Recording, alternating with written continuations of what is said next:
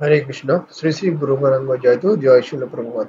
হরে কৃষ্ণ সুধী ভক্ত সজ্জন, আজকে আমরা পাঠ করব শ্রীমদ ভগবদ্গীতা, যথাযথ দ্বিতীয় অধ্যায় সাংখ্যযোগ, শ্লোক নাম্বার 12। তো তার আগে আমরা মঙ্গলাচরণ পাঠ করে নিই। ওম অজ্ঞানতিমিরান্ধস্য জ্ঞানাঞ্জনা শলাকয়া চক্ষুর্মিলিতং येन তস্मै শ্রী গুরবে নমঃ। শ্রী চৈতন্য মনোভীষ্টং স্থাপিतं येन ভূতলে স্বয়ং রূপঃ কদমং দদাতি সম্পদান্তে। বন্দেহম শ্রীগুরুম শ্রীপদকমলম শ্রীগুরু বৈষ্ণবংশ শ্রীরূপং সাগ্রজনং সগণরঘুনাথং তং সুন্দরম সাদিতং সাব্দিতং পরিজন সহিতং কৃষ্ণ চৈতন্য দেবং শ্রীরাধা কৃষ্ণ পাদন সগণললিতা শ্রী বিশাখানন্দ নমঃ বিষ্ণুপদায় কৃষ্ণবেষ্টায় ভূতলে শ্রীমতী জয় পতাকা স্বামীতি নামিনী নমো আচার্য পদায় নিতে কৃপা প্রদায়িনী গৌর কথা দামোদর নবগ্রামতারিণী নমঃ বিষ্ণুপদায় কৃষ্ণবেষ্টায় ভূতলে শ্রীমতী ভক্তিবেদান্ত স্বামিনী নামিনী নমস্তে সরস্বতী গৌরবাণী প্রচারিণী নির্বিশেষ শূন্যবাদী প্রাশ্চিদেশধারিণী। হে কৃষ্ণ করুণা সিন্ধু দীনবন্ধু জগৎপতে গোপেশ গোপিকাকান্ত রাধাকান্ত নমস্তে। তপ্ত কাঞ্চন গৌরাঙ্গী রাধি বৃন্দাবনেশ্বরী বৃষভানুসুতী প্রণমামি হরিপ্রিয়। নমো মহাবদন্নয় কৃষ্ণ প্রেম পদয়তে কৃষ্ণ কৃষ্ণ চিদ্র নামে গুরুতে সেই নমঃ। নমো ব্রাহ্মণ দেবায় গো ব্রাহ্মণ হিতায় চ জগদিতায় কৃষ্ণ গোবিন্দায় নমঃ। पंचाकल्पतरुश्च कृपा सिन्धुभ्यश्च पतितानां वैष्णवानां नमो नमः। जय श्री कृष्ण चैतन्य प्रभु नित्यानंद श्री अद्वैत गदाधर श्रीवासदि गौर भक्तवृंद। हरे कृष्ण कृष्ण कृष्ण हरे हरे, हरे राम राम राम हरे हरे।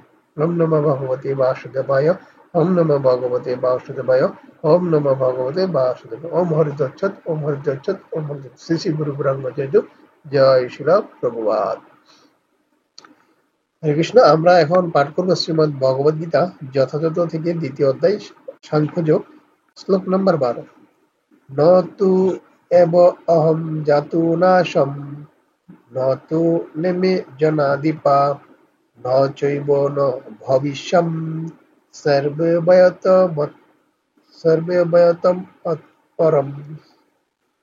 ন না তু কিন্তু, এব অবশ্যই, অহম আমি, জাতু কোনো সময়, ন না আসম অস্তিত্ব, ন এমন নয়, তম তুমি, ন না ইমে এই সমস্ত, জনাদীপা নিপতিগণ, ন না চ উ এব অবশ্যই, ন এমন নয়, ভবিষ্যৎ অস্তিত্ব থাকবে, সর্বে সকলের, ভয়ম আমাদের, অতঃপরম তারপর।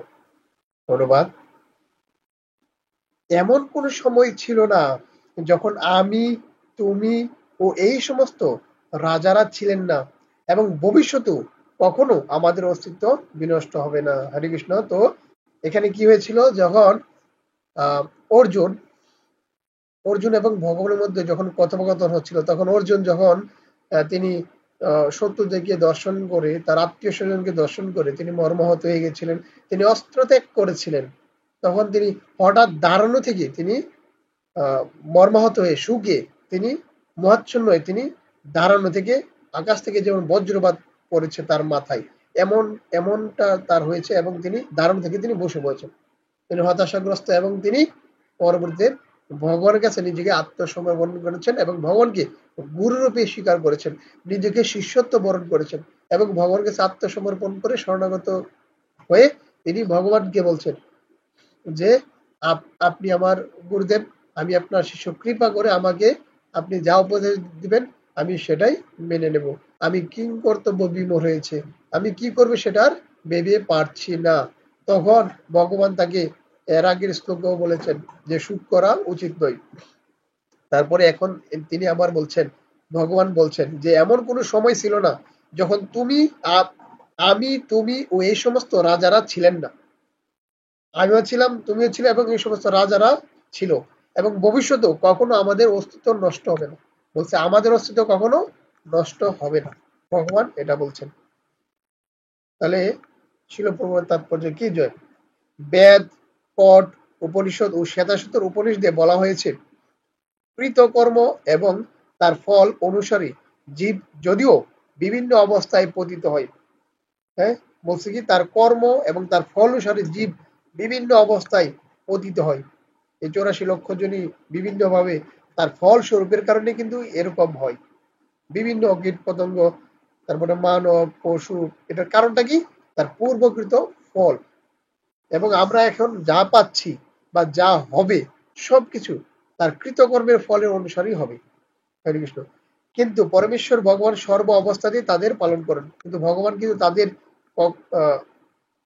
কোনো অবস্থাতে ভগবান তাদেরকে ছাড়েন না। সব সময় ভগবান আমাদের ভিতর যেমন ভগবান রয়েছে, একটা কীট পতঙ্গ কৃমির ভিতরও ভগবান রয়েছেন। ভগবান কাউকেই ভুলেন না বা ভগবান কাউকে ছেড়ে দেন না। ভগবান সব জীবের মধ্যে ভগবান রয়েছেন, কিন্তু ভগবান সুপ্ত অবস্থায় থাকেন, লুকানো। যে যে যাকে ডাকবে তখন ভগবান সাড়া দিবে, এর আগে ভগবান সুপ্ত অবস্থায় থাকেন। তো সেই পরমেশ্বর ভগবান পরমাত্মা রূপে সকলের হৃদয়ে বিরাজ করে। হ্যাঁ, যেটা বললাম। তো যে সমস্ত মহাত্মা অন্তর ও বাইরে সেই একই পরমেশ্বর ভগবানকে দেখতে পান, তারাই কেবল পূর্ণতা লাভ করে শাশ্বত শান্তি লাভ করতে পারেন। নিত্য নিত্যানাম চেতন চেতনাম এক বহুনাম যো বিদদাতি কামানো তদাত্মাস্তম যেন পশন্তি ধীরাস তেষাম শান্তি শাশ্বতী নেতরেশন। কঠো উপনিষদ, দ্বিতীয় স্কন্ধের ২য় অধ্যায় ১৩ নম্বর শ্লোক। হ্যাঁ, তিনি নিত্যর মধ্যে পরম নিত্য, চেতনের মধ্যে পরম চেতন এবং যিনি এক হয়েও সকলের কামনা পূর্ণ করেন। যারা ধীর তারা অন্তরের অন্তঃস্থলে সর্বদাই তাকে দর্শন করেন এবং শাশ্বত শান্তি অনুভব করেন। কিন্তু যারা তার ভজন করে না, তারা কখনোই তা লাভ করতে পারে না। বৈদিক তত্ত্বজ্ঞান বা ভগবান অর্জুনকে দান করলেন, তা তিনি পৃথিবীর প্রতিটি মানুষকে দান করলেন। যারা নিজেদের মহাপণ্ডিত বলে জাহির করতে চায়, কিন্তু বাস্তবিক পক্ষে তারা একজন মহামূর্খ। ভগবান স্পষ্টভাবে বলেছেন, তিনি অর্জুন এবং সেই যুদ্ধক্ষেত্রে সমবেত সমস্ত রাজারা সকলেই শাশ্বত স্বতন্ত্র জীব এবং ভগবান সমস্ত জীবকে তাদের বদ্ধ ও মুক্ত উভয় অবস্থাতেই প্রতিপালন করেন। পরমেশ্বর ভগবান হচ্ছেন পরম স্বতন্ত্র পুরুষ এবং ভগবানের নিত্য পার্ষদ অর্জুন এবং সেখানে সমবেত সমস্ত রাজারা হচ্ছেন স্বতন্ত্র শাশ্বত ব্যক্তি। এমন নয় যে পূর্বে তারা ছিলেন না এবং ভবিষ্যতেও থাকবেন না। তাদের ব্যক্তি স্বাতন্ত্র্য পূর্বে বর্তমান ছিল এবং ভবিষ্যতেও নিরবিচ্ছিন্নভাবে বর্তমান থাকবে। তাই কারোর জন্য সুখ করা নিতান্তই নিরর্থক। মায়াবাদীরা বলে থাকে যে মুক্তির পর স্বতন্ত্র আত্মা মায়ার আবরণ মুক্ত হয়ে নির্বিশেষ ব্রহ্মে বিলীন হয়ে যায় এবং তখন আর আত্মার নিজস্ব সত্তা থাকে না। এই মতবাদ পরম শাস্ত্রজ্ঞ ভগবান শ্রীকৃষ্ণ এখানে অনুমোদন করেননি। তাছাড়া কেবল বদ্ধদশায় আমরা ব্যক্তির স্বাতন্ত্র্য অনুভব করি, সেই মতবাদও ভগবান এখানে অনুমোদন করেন। ভগবান শ্রীকৃষ্ণ এখানে স্পষ্টভাবে বলছেন, ভগবানের নিজের এবং অন্য সকলের অস্তিত্ব শাশ্বত, কারোর স্বাতন্ত্র সত্তার বিনাশ কখনই হয় না। এই কথা উপনিষদেও বলা হয়েছে। শ্রীকৃষ্ণের মুখনিসৃত এই সমস্ত কথা প্রামাণিক, কারণ তিনি কখনোই মায়ার দ্বারা প্রভাবিত হন না। জীবের ব্যক্তি স্বাতন্ত্র্য যদি সর্বাবস্থায় বজায় না থাকতো, তবে ভগবান শ্রীকৃষ্ণ কখনোই বলতেন না যে ভবিষ্যতেও কখনো এর বিনাশ হবে না। মায়াবাদী তার্কিকেরা বলতে পারে, শ্রীকৃষ্ণ যে ব্যক্তি স্বাতন্ত্র্যের কথা বলেছেন তা চিন্ময় স্বাতন্ত্র্য নয়, তা হচ্ছে জড় স্বাতন্ত্র্য। কিন্তু এই যুক্তি মেনে নিলেও প্রশ্ন থেকে যায়, তাহলে ভগবান শ্রীকৃষ্ণ তার নিজের সম্বন্ধে যে স্বাতন্ত্র্যের কথা বলেছেন সেটি কি ধরনের স্বাতন্ত্র্য? শ্রীকৃষ্ণ বলেছেন তিনি অতীতেও ছিলেন এবং ভবিষ্যতেও থাকবেন। তিনি নানাভাবে তার ব্যক্তি স্বাতন্ত্র্য প্রতিপন্ন করেছেন এবং তিনি ঘোষণা করেছেন ব্রহ্মজ্যোতি হচ্ছে তার অঙ্গক্রান্তি। শ্রীকৃষ্ণ তার অপ্রাকৃত স্বাতন্ত্র্য সব সময়ই বজায় রেখে গেছেন। যদি তাকেও সীমিত সাধারণ চেতনা বিশিষ্ট বদ্ধ জীবাত্মা বলে মনে করা হয়, তবে ভগবদ্গীতাকে কখনোই পরম তত্ত্বজ্ঞান সমন্বিত শাস্ত্রজ্ঞান হিসেবে গ্রহণ করা যাবে না।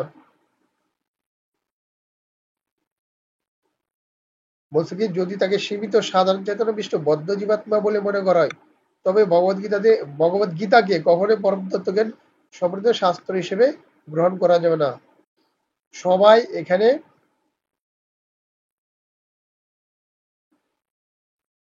স্বতন্ত্র।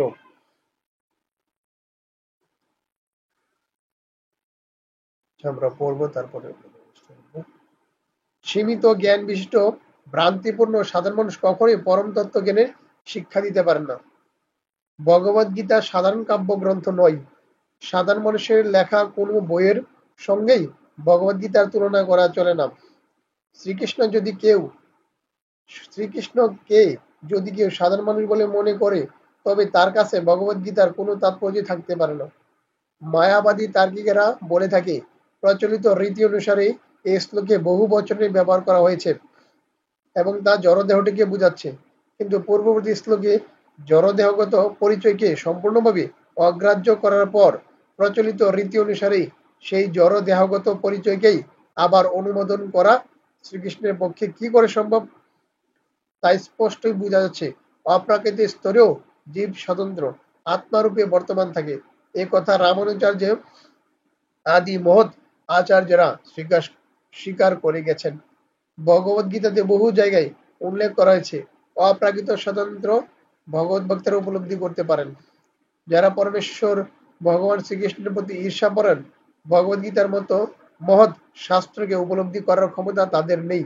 ভগবত ভক্তিহীন মানুষের ভগবদ গীতা পাঠ করা মৌমাছির মধুর বোতল চাটার মতোই নিরর্থক। বোতল না খুললেই যেমন মধুর স্বাদ পাওয়া যায় না, তেমনি ভগবানের ভক্ত না হলে ভগবদ গীতার অন্তর্নিহিত তত্ত্ব উপলব্ধি করা যায় না।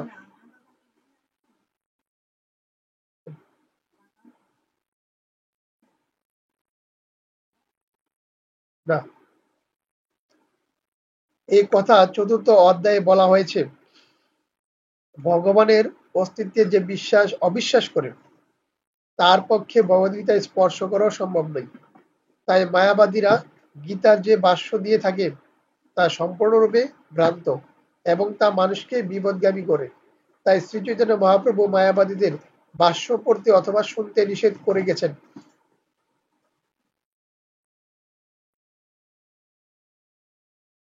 তাই শ্রী চৈতন্য মহাপ্রভু মায়াবাদীদের ভাষ্য পড়তে অথবা শুনতে নিষেধ করে গেছেন, কারণ মায়াবাদী ভাষ্যের দ্বারা একবার প্রভাবিত হলে গীতার অন্তর্নিহিত তত্ত্বকে আর কখনো উপলব্ধি করতে পারা যায় না। হরি বল। যদি ব্যক্তি স্বাতন্ত্র অভিজ্ঞতালব্ধ বিশ্ব ব্রহ্মাণ্ডকে উল্লেখ করে, তাহলে ভগবান শ্রীকৃষ্ণের উপদেশের কোনো আবশ্যকতা থাকে না। স্বতন্ত্র আত্মার বহু বচন ও ভগবান চিরন্তন সত্য তা বেদে প্রতিপন্ন হয়েছে, যা উপরে উল্লেখ করা হয়েছে।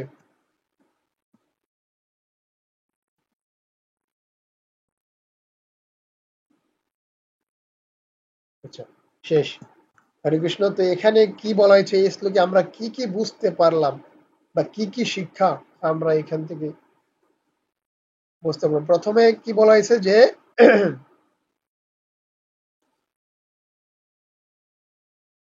ভগবান বলেছেন যে এমন কোনো সময় ছিল না যে তুমি এবং আমি ছিলাম না, এবং এই সমস্ত রাজারাও ছিল না।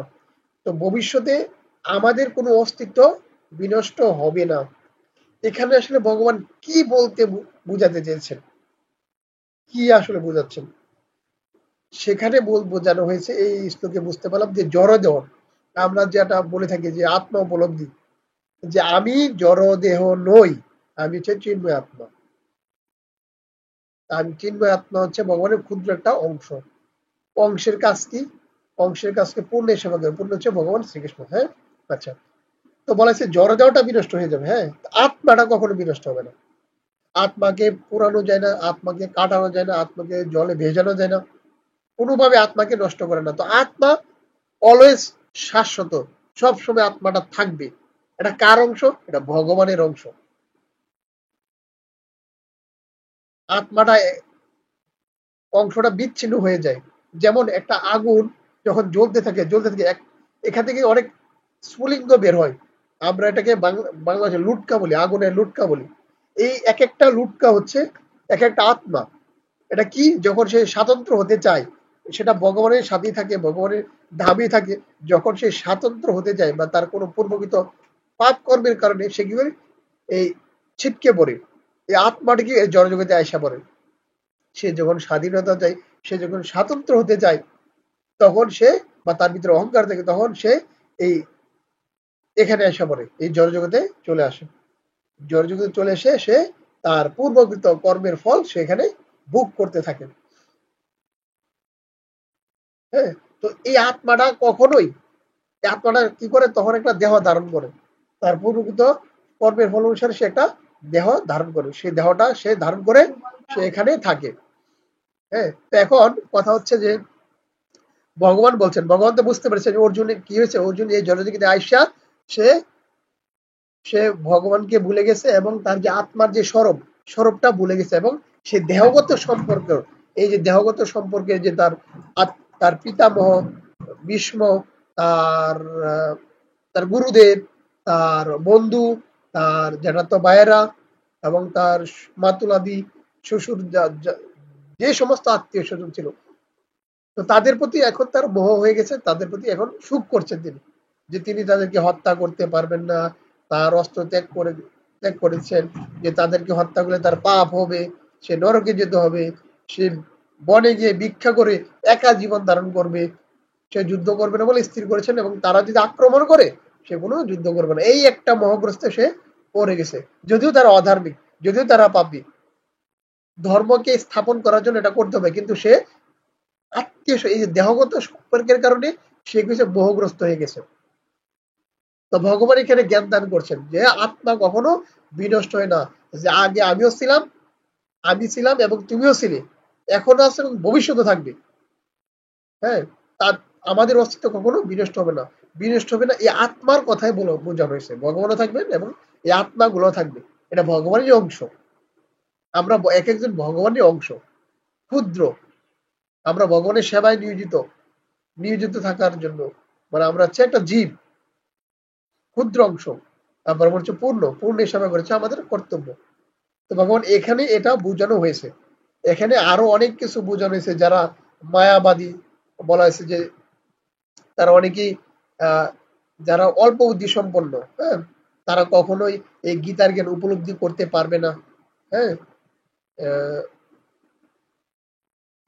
তারপরে আরো এখানে বলেছে যে শ্রীকৃষ্ণকে যদি কেউ সাধারণ মানুষ বলে মনে করে, তাহলে সেটা একটা তার অপরাধ হবে, তাহলে তারা গীতার জ্ঞান উপলব্ধি করতে পারবে না। হ্যাঁ, কেন, দেখুন এই জিনিসটা কেন, যারা বলবে যে শ্রীকৃষ্ণ একজন সাধারণ মানুষ, তারা আসলে মহামূর্খ এবং তারা অপরাধী, ভগবানের শ্রীচরণে অপরাধ করছে। বলছে তাহলে কেন, আপনি একটু বিচার বিবেচনা করুন। একটা ছোট একটা বালক, একটা শিশু, সে ছোট বয়সেই, বাচ্চা বয়সে 108টা অসুরকে বধ করেছে। এটা কি সাধারণ মানুষের কাজ হতে পারে? একটু বিচার বিবেচনা করুন। একটা বাচ্চা, দুধের বাচ্চা, সে একটা পুতনা রাক্ষসীকে সে হত্যা করে ফেলেছে। এইভাবে একে একে 108টা অসুরকে সে বিনষ্ট করেছে। এটা খুবই চিন্তার বিষয়।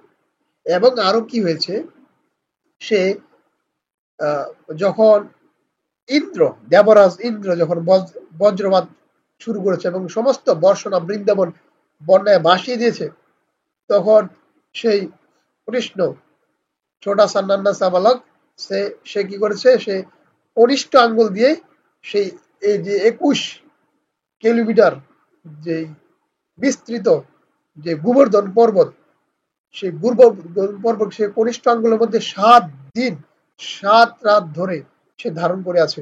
আপনি একটা সময় ছোট একটা ইট ধারণ করে দেখেন কতক্ষণ থাকতে পারবেন। আর সে 7 দিন 7 রাত ধরে সেই গোবর্ধন পর্বতকে ধারণ করে আছে। এবং যে আমরা অনেকেই বলে থাকি যে কৃষ্ণ বলে লীলা, আমরা বলে লীলা, যে কৃষ্ণ এত এত নারীদের সাথে ইয়ে করেছে, লীলা করেছে। তো এটা বলা একদম অপরাধ এবং মহাপাপী। দেখুন যে এটা অনেক মুনিরা গিয়ে দেখেছেন যে কৃষ্ণ যখন 16,108টা নারীকে তিনি গ্রহণ করেছেন, স্ত্রীকে গ্রহণ করেছেন, তখন অনেক মুনিরা গিয়েছেন। আশ্চর্যের বিষয় যে কিভাবে কৃষ্ণ তাদের সাথে সংসার করছেন। তখন এক মুনি গিয়েছেন নামটা ভুলে গেছি, গর্গমণি নাকি কি মুনি, তখন সেই মুনি গিয়েছেন কৃষ্ণকে দেখতে যে কৃষ্ণ কিভাবে তাদের সাথে সংসার করছে। তখন কৃষ্ণের প্রাসাদে ঢুকার পরে তখন দেখলেন যে এক স্ত্রীর সাথে তিনি গল্প করছেন, আরেক স্ত্রীর সাথে তিনি দেখলেন যে তিনি স্নানে গেছেন, আরেক তখন তিনি ভাবছেন, ও আচ্ছা, কৃষ্ণ এখান থেকে এখানে চলে আসছেন। আবার কৃষ্ণকে দেখলেন যে কৃষ্ণ তার ছেলেদের সাথে খেলা করছে। তখন কৃষ্ণ তিনি মুহূর্তের মধ্যে বিস্মিত হয়ে যাচ্ছেন যে আমি কৃষ্ণকে ওইখানে দেখলাম, কৃষ্ণ এখানে চলে আসছেন। তখন তিনি আবার রাজ দরবারে গিয়ে দেখলেন ওইখানেও কৃষ্ণ। তো সব জায়গায় কৃষ্ণ কৃষ্ণ কৃষ্ণ কৃষ্ণ কৃষ্ণ। তখন তিনি ভাবলেন যে না, যে কৃষ্ণ আসলে একজন না, কৃষ্ণ প্রত্যেকজন স্ত্রীর সাথে নিজেকে বিস্তার করেছেন এবং তাদের রূপ নেচারও আলাদা আলাদা। প্রত্যেকটা ব্যক্তির রূপ যেমন আলাদা, ঠিক কৃষ্ণের রূপও কিছুটা ভিন্ন স্বভাবের, কিছুটা ভিন্ন আচরণ নিজেকে এরকম বিস্তার করেছেন। এক একটা স্ত্রীর জন্য এক একটা কৃষ্ণ নিজেকে বিস্তার করেছেন। এই যে কৃষ্ণ ভগবান, পরমেশ্বর ভগবান শ্রীকৃষ্ণ আদি পুরুষোত্তম গোবিন্দ, যিনি সর্বকারণের পরম কারণ। তো মহামূর্খ বা অল্প বুদ্ধি সম্পন্ন ব্যক্তিরা বলে থাকে যে কৃষ্ণ হচ্ছে সাধারণ ব্যক্তি।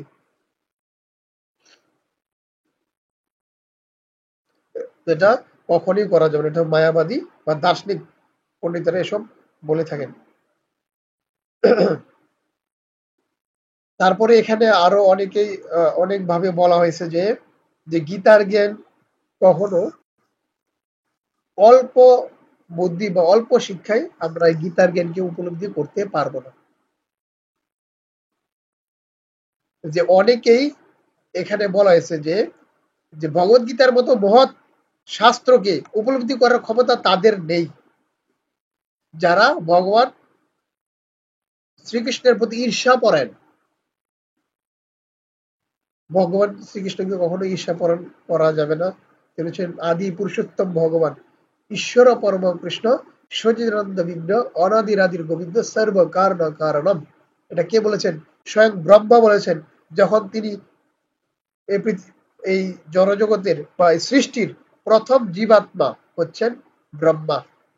এই ব্রহ্মাকে সৃষ্টির পর তিনি কাউকে দেখতে পারেননি। তিনি চেষ্টা করেছেন নিজের দার্শনিক পাণ্ডিত্য দ্বারা তিনি চেষ্টা করেছেন এই নল যেখান থেকে সৃষ্টি হয়েছেন সেই নলের ভিতরে তিনি সহস্র বছর তপস্যা করে নলের ভিতরে শুধু প্রবেশ করেছেন। কে কে আসলে কে কে কে কে আমাকে সৃষ্টি করেছে, আমি কোথা থেকে এসেছি, কিভাবে এসেছি, কি করতে হবে তিনি বুঝতে পারেননি। কি কর্তব্য বিমূঢ়, যেটা অর্জুন এখানে বলেছেন, কি কর্তব্য বিমূঢ়, আমি কি করব আমি কিছু ভেবে পাচ্ছে না। এই ব্রহ্মাও কিছু ভেবে পাচ্ছে না, সে তার কর্তব্য কি, তার দায়িত্ব কি, কোথা থেকে সৃষ্টি হয়েছে, কিভাবে সৃষ্টি হয়েছে, তার কি করতে হবে তিনি বুঝতে পারছিলেন না।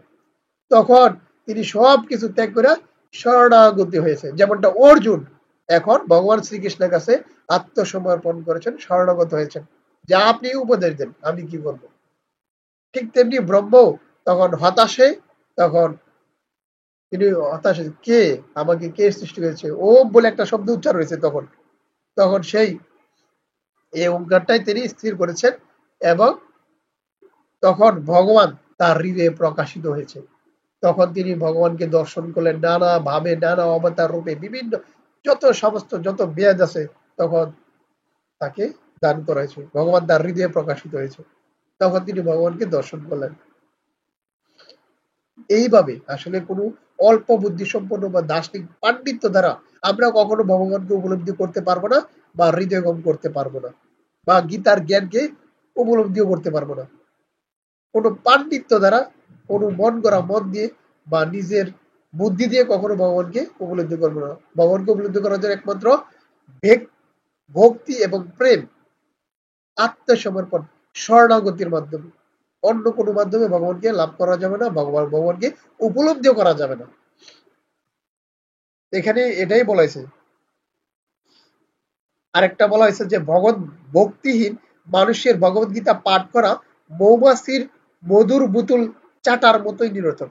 হ্যাঁ, বলা হয়েছে যে যাদের ভিতরে ভক্তি নাই, যাদের ভিতরে প্রেম নেই, কিন্তু তারা দার্শনিক বা পাণ্ডিত্যদের মানে শিক্ষা অর্জন করেছে, সে পারে পড়তে পারে, রিডিং করতে পারে, হ্যাঁ, তো এই জন্য সে পাঠ করছে। কিন্তু বলা হয়েছে কি এটা মৌমাছির তার ভিতরে ভক্তি নাই, প্রেম নাই। তো সেটা বলেছে মৌমাছির বোতল চাটার মতোই। একটা বোতল আছে, বোতলের ভিতরে মনে করেন মধু আছে, এখন তার মুখটা লাগানো, সবকিছু লাগানো।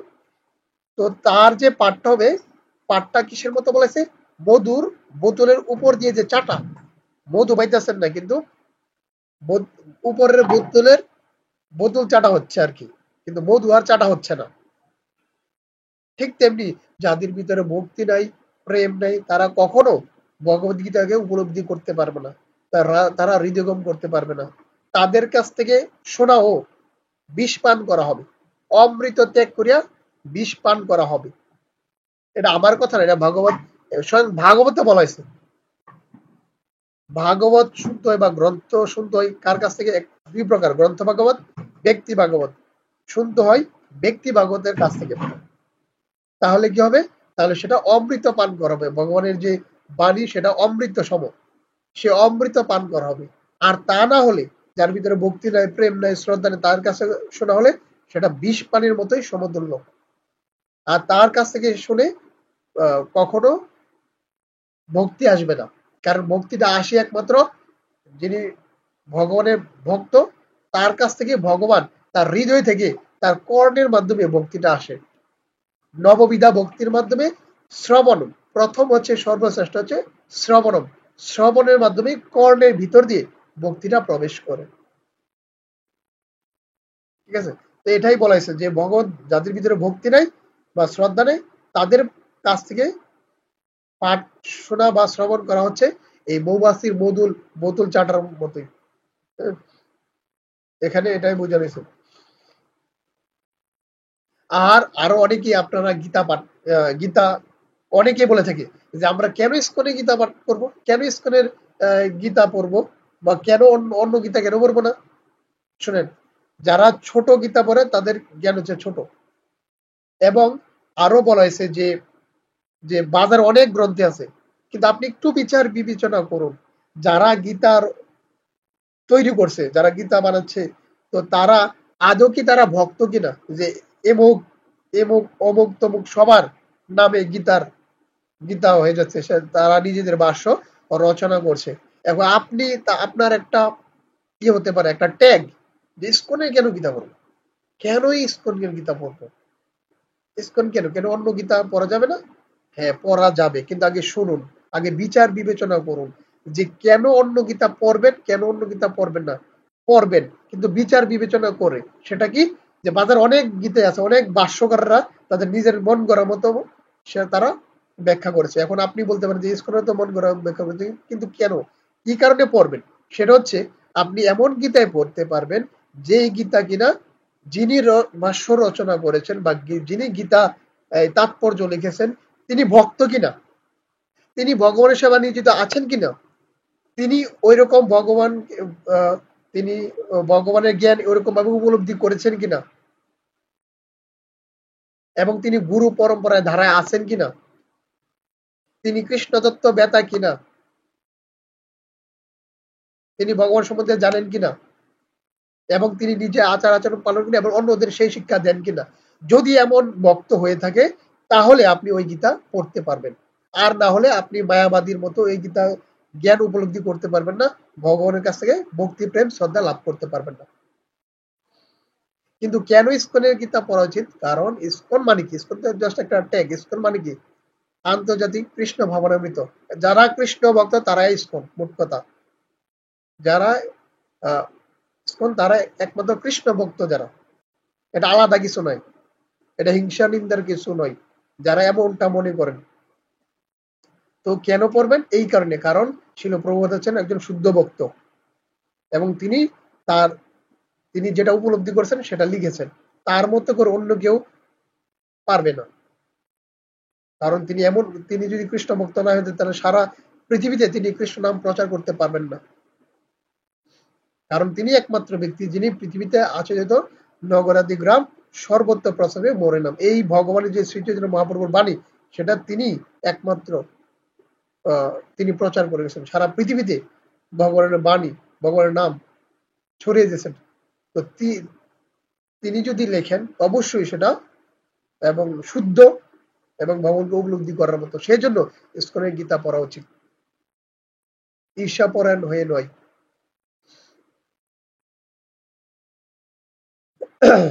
হরে কৃষ্ণ। তো এখানে বলা হয়েছে যে মায়াবাদী গীতার যে ভাষ্য দিয়ে থাকে তা সম্পূর্ণরূপে ভ্রান্ত এবং তা মানুষকে বিপদগামী করে। আপনি মনে করেন ঢাকা যেতে চেয়েছিলেন, আপনি চলে যাবেন চট্টগ্রাম। আপনি যেতে চেয়েছিলেন ভগবদ্ধামে, আপনি চলে যাবেন নরকে, এমনটা হতে পারে।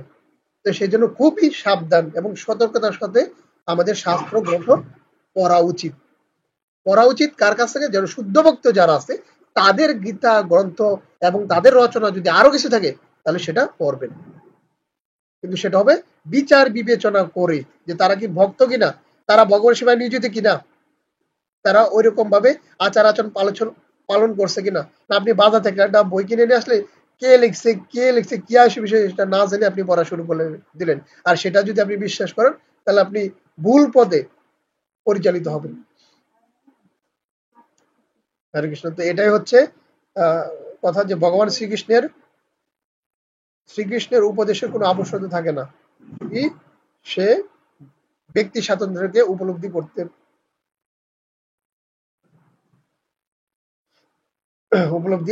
হবে। স্বতন্ত্র আত্মার বহুবচন এবং ভগবান চিরন্তন সত্য তা বেদে বন্ধু যা উপরে উল্লেখ করেছে। তো আত্মার যেই স্বতন্ত্র এবং ভগবান এই চিরন্তন সত্য, আত্মাটা সত্য এবং ভগবান সত্য, এই দুইটা সব সময় থাকবে, আত্মাটা সব সময় থাকবে। তা আমরা হচ্ছে চিন্ময় আত্মা, আর ভগবানও চিন্ময়। তো এই দুইটা থাকবে, কিন্তু জড়দেহ থাকবে না। এটাই এখানে বলা হয়েছে। তো অর্জুন যে সুখে সুখাহত হয়েছেন সেটা অর্জুনকে নিষেধ করেছেন যে সুখ করো না, আমি তুমি সবাই থাকবে, শুধু এই জড়দেহটা থাকবে না। এই জড়দেহে আমাদের ভগবানের সেবায় নিয়োজিত হবে। হরে কৃষ্ণ। তো আজকে এ পর্যন্তই।